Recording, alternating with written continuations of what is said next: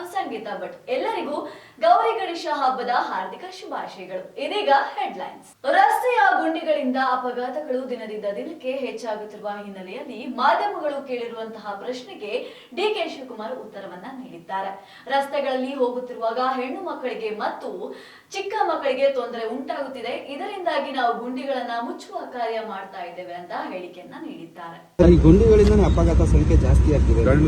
ಖಂಡಿತ ನನಗೂ ಗೊತ್ತಿದೆ. ಗುಂಡಿಯಿಂದನೇ ಅಪಘಾತ. ಪಾಪ ಹೆಣ್ಮಕ್ಳುಗಳನ್ನ ಚಿಕ್ಕ ಮಕ್ಕಳುಗಳನ್ನೆಲ್ಲ ಸ್ಕೂಲಲ್ಲಿ ಕುಂಡಿಸ್ಕೊಂಡು ಹೋಗ್ತಾ ಇದ್ದಾರೆ.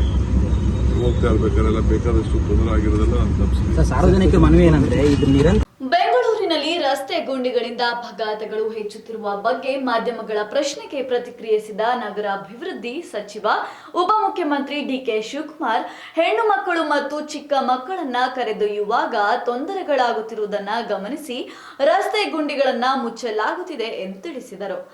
ನಗರದ ಬಾಗಲೂರು ಬಸ್ ನಿಲ್ದಾಣದ ಬಳಿ ರಸ್ತೆ ಗುಂಡಿ ಮುಚ್ಚುವ ಕಾರ್ಯವನ್ನ ಪರಿಶೀಲಿಸಿದ ನಂತರ ಮಾತನಾಡಿದ ಅವರು, ರಸ್ತೆ ಗುಂಡಿಗಳ ಮೇಲ್ವಿಚಾರಣೆಗಾಗಿ ರಸ್ತೆ ಗುಂಡಿ ಗಮನ ಎಂಬ ತಂತ್ರಜ್ಞಾನವನ್ನ ಅಭಿವೃದ್ಧಿಪಡಿಸಲಾಗಿದೆ ಎಂದಿದ್ದಾರೆ. ಗಣೇಶ ಹಬ್ಬದ ತಯಾರಿ ಎಲ್ಲ ಕಡೆ ಜೋರಾಗಿ ನಡೆಯುತ್ತಿದೆ. ಇದರ ನಡುವೆ ಬಲವಂತವಾಗಿ ಹೆಚ್ಚು ಹಣವನ್ನ ಚಂದಾ ವಸೂಲಿಯ ಮೂಲಕ ಪಡೆಯುತ್ತಿದ್ರೆ ಅವರ ಮೇಲೆ ಗ್ಯಾರಂಟಿಯಾಗಿ ಕೇಸ್ ದಾಖಲಾಗುತ್ತದೆ ಅಂತ ಪೊಲೀಸ್ ಇಲಾಖೆ ಖಡಕ್ ಎಚ್ಚರಿಕೆ ನೀಡಿದೆ. ಬೆಂಗಳೂರಿನಲ್ಲಿ ಗಣೇಶ ಹಬ್ಬದ ಸಿದ್ಧತೆ ಜೋರಾಗಿದೆ. ಯಾವುದೇ ಅಹಿತಕರ ಘಟನೆ ನಡೆಯದಂತೆ ಪೊಲೀಸರು ಮುನ್ನೆಚ್ಚರಿಕೆ ವಹಿಸಬೇಕಾಗಿದೆ ಎಂದಿದ್ದಾರೆ. ಗಣೇಶ ಚತುರ್ಥಿಗಾಗಿ ಬಲವಂತವಾಗಿ ಚಂದಾ ವಸೂಲಿ ಮಾಡುವವರ ವಿರುದ್ಧ ಕಠಿಣ ಕ್ರಮವನ್ನ ಕೈಗೊಳ್ಳುವುದಾಗಿ ನಗರ ಪೊಲೀಸ್ ಆಯುಕ್ತ ಸೀಮಂತ್ ಕುಮಾರ್ ಸಿಂಗ್ ಅವರು ಎಚ್ಚರಿಕೆ ನೀಡಿದ್ದಾರೆ. ನಿನ್ನೆ ಬೆಂಗಳೂರಿನಲ್ಲಿ ಗಣೇಶ ಚತುರ್ಥಿ ಗಣೇಶ ವಿಸರ್ಜನೆ ಸಂದರ್ಭದಲ್ಲಿ ಯಾವುದೇ ಅಹಿತಕರ ಘಟನೆ ಸಂಭವಿಸದಂತೆ ಸೂಕ್ತ ಕ್ರಮ ಕೈಗೊಳ್ಳಲು ಡಿಸಿಪಿ ಎಎಸ್ಪಿಗಳೊಂದಿಗೆ ಸಭೆ ನಡೆಸಲಾಗಿದೆ. ಕರುನಾಡ ಚಕ್ರವರ್ತಿ ಡಾಕ್ಟರ್ ಶಿವರಾಜ್ ಕುಮಾರ್ ಅವರಿಗೆ ಮಡನೂರು ಮನು ಅವರು ಕಾಲಿಗೆ ಬಿದ್ದು ಕ್ಷಮೆ ಕೇಳಿರುವಂತಹ ಘಟನೆ ನಿನ್ನೆ ನಡೆದಿದೆ. ಈ ಕುರಿತಾದ ವಿಡಿಯೋ ಸಾಮಾಜಿಕ ಜಾಲತಾಣದಲ್ಲಿ ವೈರಲ್ ಆಗ್ತಾ ಇದೆ. ಕಾಮಿಡಿ ಕಿಲಾಡಿ ಖ್ಯಾತಿಯ ನಟ ಮಡನೂರು ಮನು ಅವರು ನಿನ್ನೆ ನಗರದಲ್ಲಿ ನಟ ಶಿವರಾಜ್ ಕುಮಾರ್ ಅವರನ್ನ ಭೇಟಿ ಮಾಡಿ ಅವರ ಕಾಲಿಗೆ ಬಿದ್ದು ಕ್ಷಮೆ ಯಾಚಿಸಿದ್ದಾರೆ. ತಮ್ಮ ಕೀಳ್ಯಾವುದು ಚಿತ್ರವನ್ನ ಮರು ಬಿಡುಗಡೆ ಮಾಡಲು ಅನುಮತಿ ಕೋರಿದ್ದಾರೆ. ಇದಕ್ಕೆ ಪ್ರತಿಕ್ರಿಯಿಸಿದ ಶಿವರಾಜ್ ಕುಮಾರ್, ಮನುಗೆ ಒಳ್ಳೆಯದಾಗಲಿ, ಒಳ್ಳೆಯ ಟೈಟಲ್ ನ ಸಿನಿಮಾ ರಿಲೀಸ್ ಮಾಡಿ ಎಂದು ಹಾರೈಸಿದ್ದಾರೆ.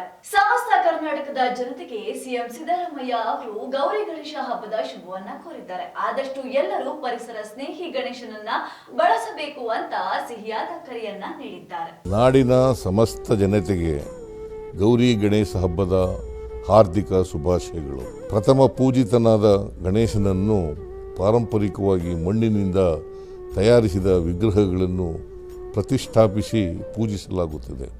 ಆದರೆ ಕೆಲವೊಂದು ವರ್ಷಗಳಿಂದ ರಾಸಾಯನಿಕ ವಸ್ತುಗಳಾದ ಪ್ಲಾಸ್ಟರ್ ಆಫ್ ಪ್ಯಾರಿಸ್, ಪ್ಲಾಸ್ಟಿಕ್, ಥರ್ಮೋಕೋಲ್ನಂತಹ ವಸ್ತುಗಳನ್ನು ಬಳಸಿ ರಾಸಾಯನಿಕಯುಕ್ತ ಬಣ್ಣಲೇಪಿತ ವಿಗ್ರಹಗಳನ್ನು ಪ್ರತಿಷ್ಠಾಪಿಸಿ ಪೂಜಿಸುತ್ತಿರುವುದು ಕಂಡುಬರುತ್ತಿದೆ.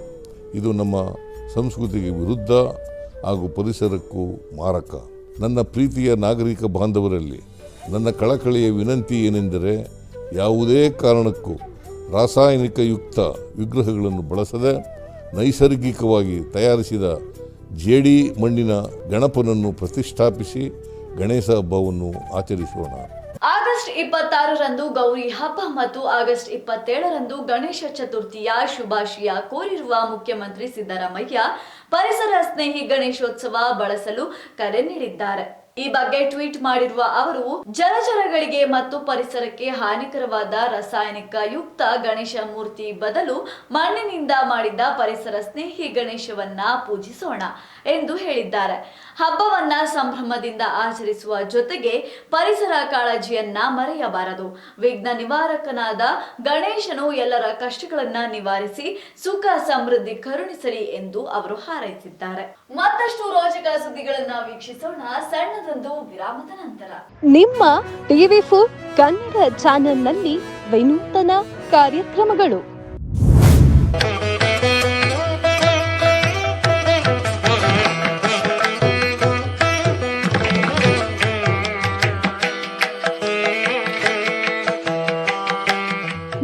ದೇವಸ್ಥಾನದ ಬಗ್ಗೆ ಸಂಪೂರ್ಣ ಮಾಹಿತಿ ನೀಡುವ ಕಾರ್ಯಕ್ರಮ ದೇಗುಲ ಮಹಿಮೆ.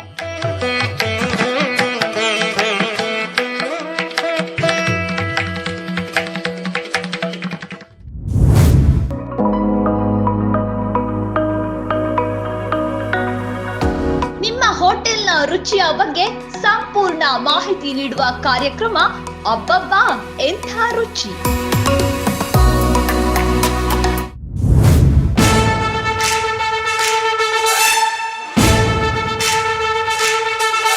ಸಮಾಜ ಸೇವಕರ ಬಗ್ಗೆ ಜನತೆಗೆ ತಿಳಿಸುವ ಕಾರ್ಯಕ್ರಮ ಜನರೇ ಮೆಚ್ಚಿದ ನಾಯಕ.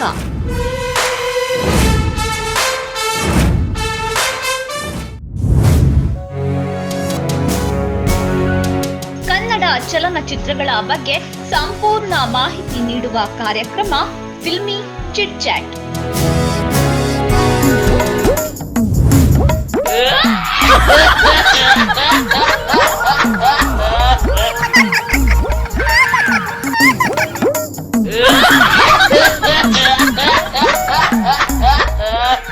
ವಿನೂತನ ಬಕ್ರ ಕಾರ್ಯಕ್ರಮ ಟೋಪಿ ಲಾಲ.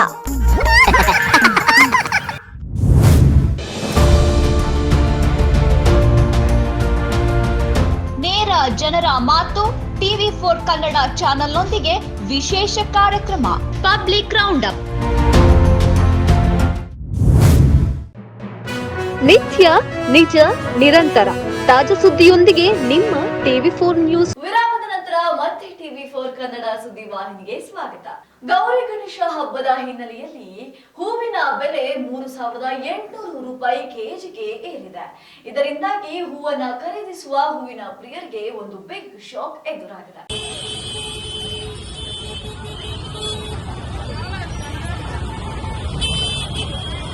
ನಗರದಲ್ಲಿ ಗೌರಿ ಗಣೇಶ ಹಬ್ಬ ಸಮೀಪಿಸುತ್ತಿರುವ ಹಿನ್ನೆಲೆಯಲ್ಲಿ ಹೂ ಮತ್ತು ಹಣ್ಣುಗಳ ಬೆಳೆಗಳಲ್ಲಿ ತೀವ್ರ ಏರಿಕೆಯಾಗಿದೆ. ಹಬ್ಬದ ಹೆಚ್ಚಿನ ಬೇಡಿಕೆ, ಅಸಮಾನ ಪೂರೈಕೆ ಮತ್ತು ತುರ್ತು ಲಾಜಿಸ್ಟಿಕ್ಸ್ ಸಮಸ್ಯೆಗಳಿಂದ ಮಲ್ಲಿಗೆ ಹೂವಿನ ಬೆಲೆ ಕಿಲೋಗ್ರಾಂಗೆ 3,800 ರೂಪಾಯಿ ತಲುಪಿದ್ದು 10 ಗ್ರಾಂಗೆ 40 ರೂಪಾಯಿ ಮಾರಾಟವಾಗುತ್ತದೆ. ಉತ್ತರ ಪ್ರದೇಶದ ಮುಖ್ಯಮಂತ್ರಿ ಯೋಗಿ ಆದಿತ್ಯನಾಥ್ ರವರು ಭಾರತೀಯ ಮೊದಲ ಗಗನಯಾತ್ರಿಯಾಗಿರುವಂತಹ ಶುಭಾಂಶು ಶುಕ್ಲಾ ಅವರಿಗೆ ಸನ್ಮಾನಿಸಿದ್ದಾರೆ. ಈ ಕುರಿತಾದ ವಿಡಿಯೋ ಇಲ್ಲಿದೆ ನೋಡಿ. ಉತ್ತರ ಪ್ರದೇಶದ ಮುಖ್ಯಮಂತ್ರಿ ಯೋಗಿ ಆದಿತ್ಯನಾಥ್ ಸೋಮವಾರ ಲಕ್ನೋದಲ್ಲಿರುವ ತಮ್ಮ ಅಧಿಕೃತ ನಿವಾಸದಲ್ಲಿ ಅಂತಾರಾಷ್ಟ್ರೀಯ ಬಾಹ್ಯಾಕಾಶ ನಿಲ್ದಾಣಕ್ಕೆ ಪ್ರಯಾಣಿಸಿದ ಮೊದಲ ಭಾರತೀಯ ಗಗನಯಾತ್ರಿ ಶುಭಾಂಶು ಶುಕ್ಲಾ ಅವರನ್ನ ಸನ್ಮಾನಿಸಿದ್ದಾರೆ. ಈ ಸಂದರ್ಭದಲ್ಲಿ ಶುಕ್ಲಾ ಅವರ ಪತ್ನಿ ಮತ್ತು ಮಗ ಕೂಡ ಹಾಜರಿದ್ದರು. ಮುಖ್ಯಮಂತ್ರಿ ಯೋಗಿ ಅವರ ಗಗನಯಾತ್ರಿಗೆ ಬೆಳ್ಳಿ ಗಣೇಶನ ವಿಗ್ರಹವನ್ನ ಉಡುಗೊರೆಯಾಗಿ ನೀಡಿದ್ದಾರೆ. ಅವರ ಪತ್ನಿಗೆ ಸೀರೆಯನ್ನ ಉಡುಗೊರೆಯಾಗಿ ನೀಡಿದ್ದರು.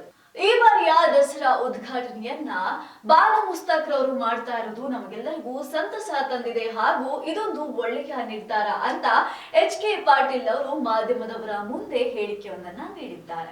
Of Karnataka, Dasara is for all. It is a state festival, and it is unfortunate that some people are trying to play politics. But BJP is criticizing some BJP. That's why I said nobody should make politics in this, and this is one of the good decision the government has taken. Mysuru Dasara ಉತ್ಸವವನ್ನ ಉದ್ಘಾಟಿಸಲು Booker ಪ್ರಶಸ್ತಿ ವಿಜೇತೆ ಬಾನು ಮುಷ್ತಾಕ್ ಅವರನ್ನ ಆಯ್ಕೆ ಮಾಡಿರುವ ಕುರಿತು BJP ತೀವ್ರವಾಗಿ ವಿರೋಧಿಸಿದೆ.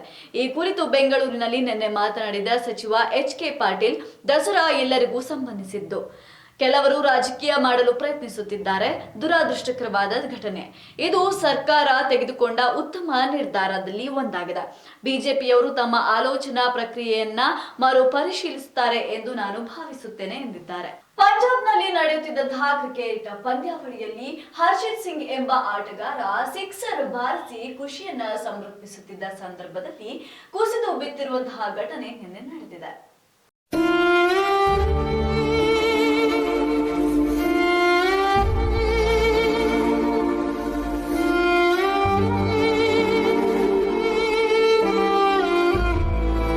ಪಂಜಾಬ್ನಲ್ಲಿ ನಡೆದ ಕ್ರಿಕೆಟ್ ಪಂದ್ಯವೊಂದರಲ್ಲಿ ಹರ್ಷಿತ್ ಸಿಂಗ್ ಎನ್ನುವ ಆಟಗಾರ ಸಿಕ್ಸರ್ ಬಾರಿಸಿ ಇನ್ನೊಂದು ತುದಿಯಲ್ಲಿರುವ ಬ್ಯಾಟ್ಮನ್ ಜೊತೆ ಮಾತನಾಡಿದ ನಂತರ ಮೈದಾನದಲ್ಲೇ ಕುಸಿದು ಬಿದ್ದಿರುವ ಘಟನೆ ನಿನ್ನೆ ನಡೆದಿದೆ. ಕೂಡಲೇ ಅವರನ್ನ ಇತರ ಆಟಗಾರರು ಆಸ್ಪತ್ರೆಗೆ ಸಾಗಿಸಿದ್ದಾರೆ. ಘಟನೆಯ ವಿಡಿಯೋ ಇದೀಗ ಸಾಮಾಜಿಕ ಜಾಲತಾಣದಲ್ಲಿ ವೈರಲ್ ಆಗುತ್ತಿದೆ. ಈ ಪಂದ್ಯದಲ್ಲಿ ಹರ್ಷಿತ್ ಸಿಂಗ್ ಕೇವಲ 22 ಎಸೆತಗಳಲ್ಲಿ 49 ರನ್ ಗಳಿಸಿದ್ದಾರೆ. ಇವೆಷ್ಟು ಇವತ್ತಿನ ಪ್ರಮುಖ ಸುದ್ದಿಗಳು. ನಿತ್ಯ ನಿಜ ನಿರಂತರ ಸುದ್ದಿ ಹಾಗೂ ಮನೋರಂಜನೆಗೆ ವೀಕ್ಷಿಸಿ TV4 ಕನ್ನಡ ಸುದ್ದಿವಾಹಿನಿ. ನಾನು ಸಂಗೀತಾ ಭಟ್.